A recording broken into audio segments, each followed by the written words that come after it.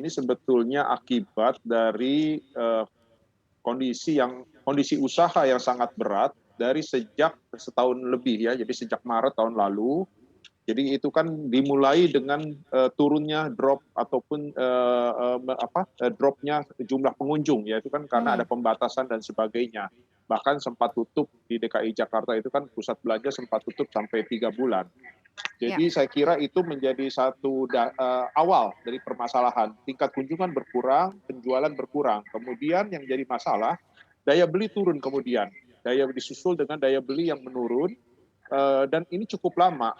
Kemudian pandemi ini juga tidak selesai-selesai, jadi waktu itu diperkirakan sebentar, tapi ternyata kan 1 tahun lebih. Ya. Mhm. Nah ini akhirnya Mhm. menguras tenaga, menguras daya tahan daripada pelaku usaha, khususnya di sektor retail.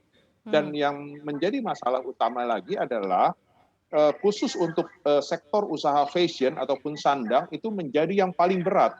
Karena memang masyarakat selain tadi daya beli turun, jadi mereka lebih mengutamakan belanja untuk kebutuhan pokok, kebutuhan sehari-hari, dan kebutuhan rumah tangga. Jadi Mhm. fashion ataupun sandang itu tidak menjadi yang utama lagi. Ini akibat dari tadi daya beli tadi, dan kedua juga memang kan banyak pembatasan-pembatasan. Jadi masyarakat tidak mengutamakan beli sandang, baju dan sebagainya. Nah, ini yang menjadi masalah. Tidak banyak sekali sektor usaha, pelaku-pelaku usaha yang mempunyai daya tahannya tidak sama. Masing-masing itu kan Oke. mempunyai daya Oke. tahan yang berbeda-beda. Bagi yang sudah tidak mampu, akhirnya ya akan memilih untuk menutup usahanya ataupun menjual usahanya. Mhm. Jadi ini adalah rangkaian kejadian beban berat yang ditanggung oleh pengusaha sejak tahun lalu. Jadi ini Oke. adalah akibat efek yang begitu panjang dari pandemi ini.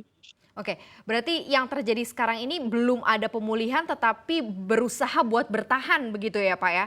Di kondisi yang ada, saat ini ya, yang Anda lihat atau yang mungkin Ya dialami betul. oleh teman-teman retail juga?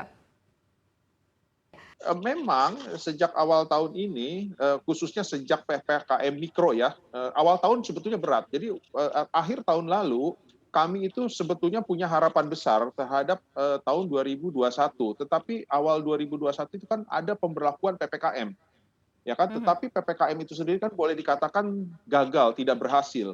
Karena Mhm. ternyata jumlah kasus positif tetap meningkat, sedangkan pembatasan begitu ketat, perekonomian menjadi terpuruk kembali pada saat itu. Kemudian pemerintah kemudian memilih untuk PPKM Mikro, memberlakukan PPKM Mikro. PPKM Mikro ini cukup menolong membantu. Jadi perekonomian masih bisa bergerak, sementara jumlah kasus positif relatif bisa ditangani dengan ditekan ya, jumlah kasus positifnya. Tetapi belum pulih sampai dengan saat ini. Kenapa? Karena sekarang ini kan masih tetap ada pembatasan 50%. Oke. Contoh Oke. misalkan ke pusat perbelanjaan itu kan tidak boleh lebih dari 50%. Dengan kondisi 50%, pelaku usaha masih tetap defisit.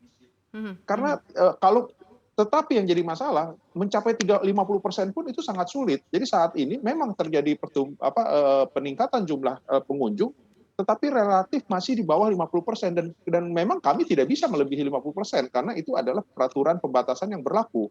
Artinya apa? Artinya maksimal hanya bisa 50%.